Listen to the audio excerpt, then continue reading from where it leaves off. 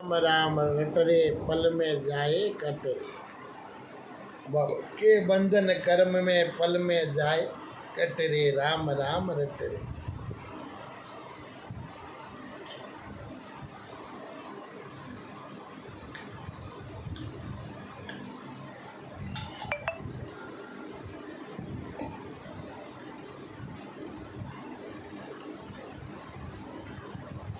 हरि अनंत हरि कथा अनंता,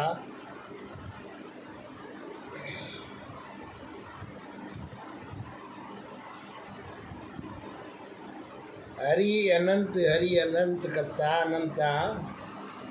जीवन का यही सार है, जीवन निर्वंता।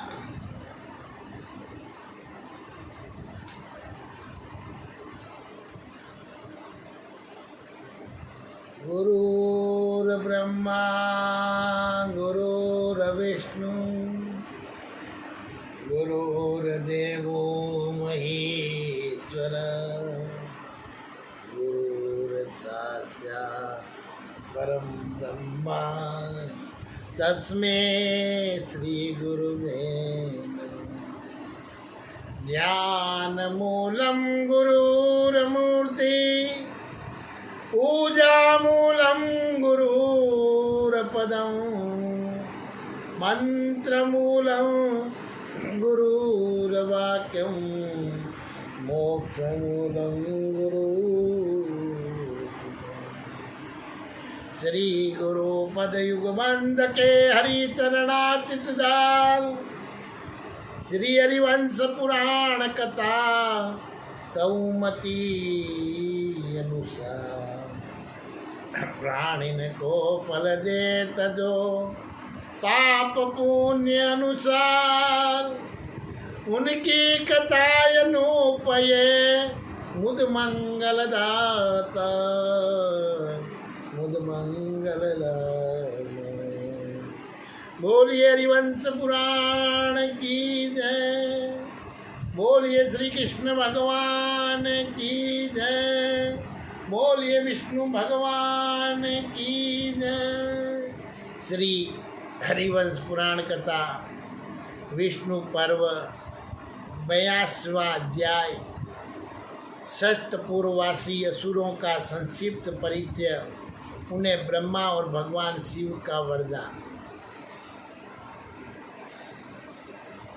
जन्मजय ने कहा, धर्मज्ञ व्यास शिष्य तपोधन वेश पाए जिन्हें आपने पारिजात हरण के प्रसंग में षटपुर की चर्चा की थी। तपोधन आपने कहा था कि वह नगर बड़े बड़े भयंकर असुरों का स्थान है। तो मुनि से आप उन षटपुर निवासी दैत्यों तथा अंधकासुर के वध का वर्णन कीजिए। नारायण हरि। तो वेशवास जी कहते हैं, जन्मजय वीर अनायासी समस्त कर्म करने वाले रुद्रदेव के द्वारा जब दैत्यों के तीनों पुरों को विनाश किया गया, उस समय वहाँ बहुत से प्रधान असुर शिरोमणि शेष रह गए। वे त्रिपुर निवासी होने पर भी रुद्रदेव के बाणों की आग से दग्ध न हो सके। उनकी संख्या लगभग 60 लाख थी और उन असुर वीरों ने पूर्व काल में अपने बंधु बांधवों के वध से संतप्त होकर महर्षि गणों से सेवित तथा सतपुरुषों के प्रिय जम्बू मार्ग में जाकर तपस्या आरंभ की और निरवशेष वे वीर दैत्य सूर्य की ओर मुँह करके और वायु के आर पर रहकर 1 लाख वर्षों तक कमल योनि ब्रह्मा जी की स्तुति करते रहे।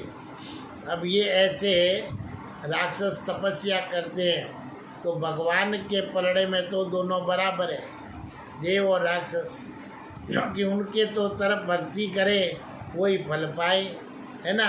तो राक्षस जैसे लोग भक्ति पा लेते और भक्ति करके तपस्या करके और भगवान से वरदान पाएंगे, अपने कहाँ पाएंगे, है ना। तो अपने तो कलयुग में भी आकर भगवान कहते हैं कलयुग एक नाम मजारा सुमर सुमर पार उतारा।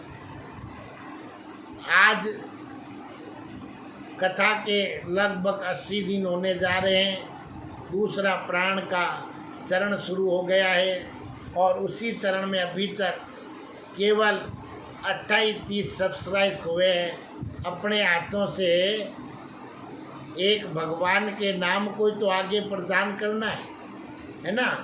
तो भक्ति है भगवान की, तो ज्ञान वैराग का ध्यान लगा के सब्सक्राइब कर दो। जीवन जा रहा है, ये रुकेगा नहीं, समय अब निकल रहा है, लेकिन भगवान का कान सुन अनंत तक साधन हो गया तो कानों में पड़ेगा। क्योंकि ऐसे ही कहते हैं महाराज, अब ब्राह्मणों की ज़रूरत नहीं है, घर के अंदर पाठ चला लिए और कर लिए, क्योंकि बैठ के तपने का तो अब समय ही नहीं रहा है। और सवेरे जाते हैं, शाम को कहते हैं कुछ कमा के नहीं लाए। तो इसलिए भक्ति के अंदर कोई बैर दुश्मन किसी का कुछ नहीं है, कोई ईर्ष्या नहीं है। सबको भगवान का नाम पहुँचाओ, और जिसके कान में पहुँच गया और उसी का भगवान आधार बन जाएगा। कि इसने जिसने देखो एक अंगुली दबा के सब्सक्राइब कर दिया और उसके कान के तक पहुंच गया है, लाइक कर दिया, कमेंट कर दिया, शेयर कर दिया। अब यही साधन है, और तो मिलने के साधन है नहीं है। प्रभु के बड़ों के बुजुर्ग के अगर कोई बुजुर्ग मिले, उनके चरणों में स्पर्श करे तो वो आशीर्वाद देगा। पास से निकल जाएंगे तो वो आशीर्वाद थोड़ी देगा। किसी के कुछ सहयोग में आएंगे तो ये आशीर्वाद भगवान देते हैं। भगवान की तरफ एक कदम बढ़ाएंगे तो भगवान अपनी तरफ 1000 कदम बढ़ाएंगे। तो इसलिए भगवान की खूब ये कथा सबके कान में पहुंचनी चाहिए, और पहुंचने से भी बहुत शांति मिलती है। ये छोटी मोटी जो आती है ना तकलीफें, जो बाद में अपने को बड़ी लगती है? क्योंकि जब तक मुक्ति तब तक नहीं मिलेगी जब तक घर के अंदर वंश की प्रकृति ना हो, ये तो निश्चित है। तो समय लगेगा। अब मान लो पोता नहीं दोहता है तो दोहते के अंदर उसका एक पक्ष सामने वाला हो गया ना, तो उसके आधार से उसको पानी मिल सकता है। पिंड कहाँ मिलेगा? पिंड तो वंशों से मिलेगा और आगे पिंड तैयार होगा। तो केवल इसलिए ये सब चीज़ों को छोड़कर केवल हरि अनंत, हरि कथा अनंत आए। भगवान का जितना इस कान में भगवान का नाम पड़ेगा तो हृदय का प्राण संतुलन चलेगा। क्योंकि वो किसी से पूछता नहीं क्या तूने खा लिया क्या, मैं पचा दूँ। वो तो अपने समय के अनुसार गति बंधी हुई है और वो जाकर पचाना होता है। जो पच गया तब तो ठीक है, खाया ही नहीं, और वो जाके प्राण अपनी समय के अनुसार बात अपना शुरू कर दे तो फिर अपने कहते ना आटे आगे वगैरह वगैरह वगैरह, तो उसका हिसाब से नहीं खाएंगे पिएंगे तो वो कैसे पचाएगा। तो इसलिए अपने समय से अपना कर्तव्य देख के घर में सुरक्षित रहे और भगवान के नाम का कीर्तन आगे से आगे चैन जोड़ते रहें, जिससे भगवान की बड़ी कृपा हो और बड़ा बड़ा आनंद मिले। तो इस प्रकार देखो, राक्षस भी तपस्या कर रहे हैं, और राक्षस भी थोड़े नहीं, 60 लाख।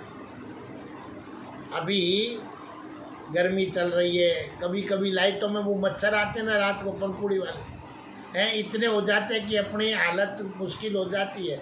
अगर रोड पे गाड़ी लेके चले या घर के किसी की लाइट के आगे आ गए और वो पंखुड़ी अपने ऊपर पूरे शरीर में फैल जाती है। तो ये वही तपस्वी है राक्षस, जो हमेशा किसी का भला नहीं चाहते, बुरा चाहते। उनको तो बस वरदान मिलना चाहिए, फिर देखो किसका कितना कल्याण करना ये कर देते हैं ना। और एक ही अपने संत देखो, राम सुखदास जी, सुखदेव जी महाराज, व्यास जी, ये एक ही सब हैं। इनके एक की कृपा से अपने आशीर्वाद बढ़ता जाता है। तो एक सत्यता भगवान का नाम, और प्रभु ही अपना एक ही है, सबका मालिक एक है। श्रद्धा और सबूरी जिसके अंदर हो वो प्रभु ही उसकी नैया पार करते। पैसे धरे के धरे रह जाते हैं और खाने को दाना उठा नहीं पाते। थाली परोसी हाथ नहीं हो तो खाएंगे कैसे, है ना। तो इसलिए हाथ है तब तक थाली परोसी हुई है परमात्मा की। इस ज्ञान यज्ञ की चर्चा बड़ी प्रभु की कृपा हो है। शुरू तो अपना धर्म होता है, समय का भरोसा नहीं। अरे वो कल तो ठीक थे, उनकी कथा भी आज चलेगी, तो लिखी हुई नहीं थी कथा उनके मुख से, तो लिखी होगी तो ये 21 माह की 21 ग्रंथ की कथा पूर्ण होगी। आज दूसरा चरण तो उसमें चल रहे हैं और ये भी पूर्ण होने वाला है। तो इसलिए कथा का आगे चैन जोड़ते रहे।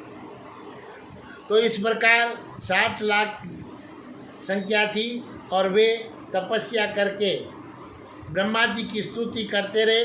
राजन, उन दैत्यों में एक दल ऐसा था जो गुल्लर के वृक्ष का आश्रय लेकर रहता था और वे वीर दैत्य वहाँ मान तप करते हुए निवास करते थे। और पूर्व काल में उन दैत्यों में से कुछ लोग कपित केत वृक्ष का आश्रय लेकर वहाँ रहते थे और दूसरे सियारों की माधों में रहकर वहाँ उग्र तपस्या करते थे, अथवा सुगाल नामक वृक्ष विशेष की बाटिकों में रहकर तपस्या करते थे।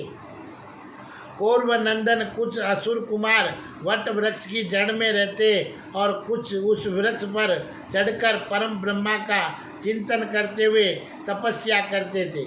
नरदेव कुछ काल के अंतर धर्मात्मा में सेठ प्रजा शिष्टा देव श्रोमणि पिता में ब्रह्मा जी उन पर संतुष्ट हो और उन्हें वर देने के लिए वह आए। अपने सनातन धर्म में एक एक देवताओं का एक जगह पर पूरा अधिकार बना हुआ है और इतने राक्षस मिलके और तपस्या करते हैं। और अभी तक अपने जो तपस्या कर ली, कहते हैं ना कि राम से मरा नहीं आता, मरा से राम आ जाता है।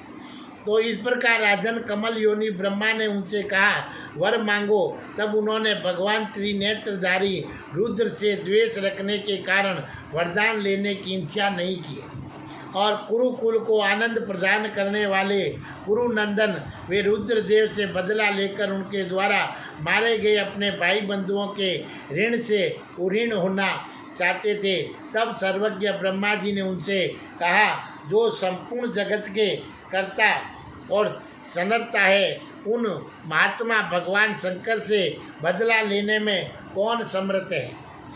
इस विषय में तुम्हें व्यर्थ श्रम नहीं उठाना चाहिए। उमा सहित महेश्वर देव आदि मध्य और अंत से रहित उनसे द्रोह रखकर जो असुर स्वर्ग में सुखपूर्वक रहना चाहते थे, उन दुरात्मा महान असुरों ने तो वर लेने की इच्छा नहीं की, परंतु राजन जो दूसरे असुर भव्य भावना से संपन्न दूरदर्शी अथवा भगवान शिव की महिमा के ज्ञाता थे, उन्होंने वर लेने की अभिलाषा व्यक्त की।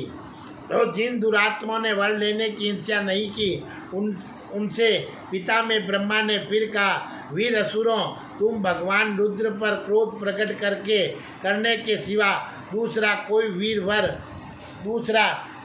भी वर मांग लो।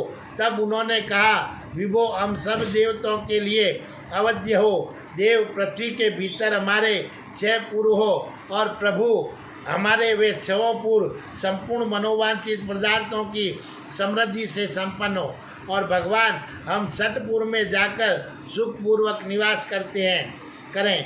तपोनिधे, जिन्होंने हमारे बंधु बांधवों को मार डाला है, उन रुद्रदेव से हमें उग्र भय प्राप्त न हो, क्योंकि त्रिपुरों का विनाश देखकर हम भयभीत हो गए हैं। तो पिता में बोले असुरों, तुम देवताओं तथा भगवान शंकर के लिए अवध्य हो जाओ, और परंतु ऐसा तभी होगा जब तुम सन्मार्ग पर सुस्थिर रहने वाले सत्पुरुषों के प्रिय ब्राह्मणों को बाधा नहीं पहुंचाओगे।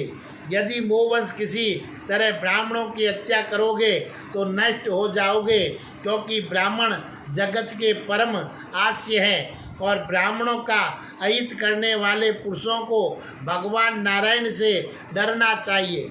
क्योंकि वे भगवान जनार्दन समस्त भूतों के प्रति हित बुद्धि रखते हैं। राजन, ऐसा कहकर ब्रह्मा जी के विदा देने पर वे असुर चले गए तथा जो दूसरे असुर धर्माचरण में तत्पर रहने वाले और महादेव जी के भक्त थे, उन्हें त्रिपुर विनाशक भगवान महादेव जी उमा सहित श्वेत विषभ पर आरूढ़ होकर अपने पार्षदों के साथ आज स्वयं ही दर्शन दिया तथा सतपुरुषों आज से भूत उन भगवान शिव ने उन असुरों से इस प्रकार कहा। ब्राह्मण आधार है और अभी सभी पर इंसान के ऊपर बैर पड़ा हुआ है, लेकिन ब्राह्मणों की तो बात ही अलग कर दी है। लेकिन एक छोटी सी बात, सूर्य अगर उदय न हो तो अपने को पता नहीं चलता कि समय क्या हुआ है और अंधेरे में कोई काम करने जाता नहीं। सूर्य उदय हुआ और सभी अपने अपने कर्म में लग जाते। तो सूर्य अपना कर्म निभा रहा है और ब्राह्मण जो होंगे वो हकीकत में अपने 3 बजे 4 बजे उठ के और प्रभु के नाम में स्मरण में लग जाएंगे। इस नाम से जगत में शुद्धता होती है। ब्रह्मांड की जो वायु जो अशुद्ध हो जाती है, उसमें राम का नाम पढ़ने से उसमें शुद्धता आ जाती है। इसलिए ब्राह्मण पूजित होते हैं।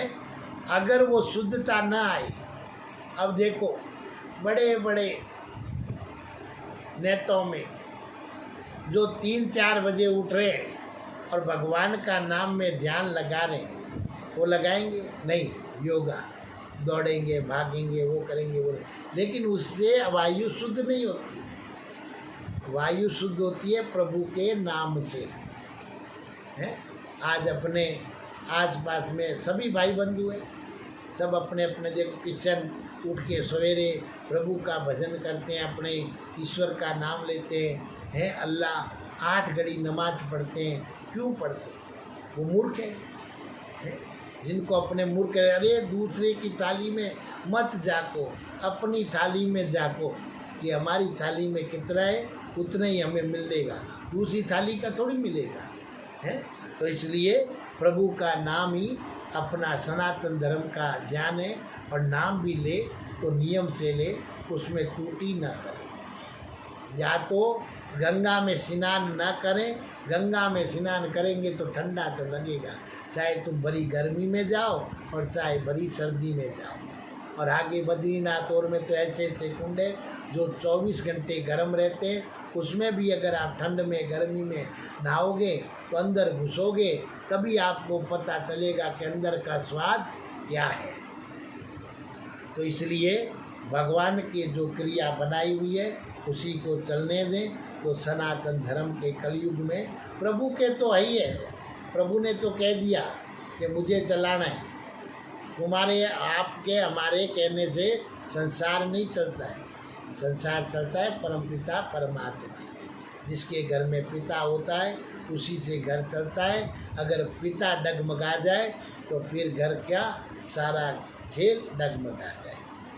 तो असुर शिरोमणि, तुमने वैर दंभ और हिंसा का परित्याग करके जो केवल मेरा ही आश्रय लिया है, इससे मैं तुम्हारे लिए श्रेष्ठ वर प्रदान करता हूँ। जिस सत्कर्म परायण ब्रह्म ऋषियों ने तुम्हें मेरी भक्ति की दीक्षा दी है, उनके साथ ही तुम सब लोग स्वर्ग लोक में चले जाओ। मैं तुम्हारी सत्कर्म से बहुत प्रसन्न हूँ। जो ब्रह्मवादी तापस इस कपित वृक्ष के पास निवास करेंगे वे कापितिक कहलाएंगे और उन्हें मेरे समान लोक प्राप्त होगा। और तपोधनों, जो मनुष्य अमावस्या और पूर्णिमा के दिन वानप्रस्थ विधि से मेरी पूजा करता हुआ यहाँ निवास करेगा, वह सहस्त्र वर्षों तक तपस्या करने का फल पा लेगा तथा विधि पूर्वक 3 रात तक निवास करने से उसको मनोवांछित गति की प्राप्ति होती है। अर्कद्वीप में निवास करने वाले को उनसे दुना फल मिलता है, परंतु दूर देश में निवास करने पर तुम्हारा भला नहीं होगा, ये वर मैं दे रहा हूँ। और जो श्वेतवान नाम से मेरी पूजा करेगा और वह सब ओर से भयभीत चित्त होने पर भी मेरी ही गति को प्राप्त होगा। जो मनुष्य औदुंबर और वाटमूल और काफीतिक और सुगाल वाटिया धर्मात्मा दृढ़ व्रत एवं ब्रह्मवादी मुनियों का सदा विशेष रूप से पूजन करेंगे, वे मनोवांछित गति को प्राप्त होंगे। ऐसा कहकर भगवान श्वेतवान महादेव उन सब के साथ रुद्र लोक में चल गए। वे जम्बू मार्ग को जाऊंगा, मैं जम्मू मार्ग पर निवास करूंगा, इस तरह मन में संकल्प करने वाले मनुष्य भी रुद्र लोक में प्रतिष्ठित होता है। बोलिए रुद्र भगवान की जय। हरि अनंत हरि।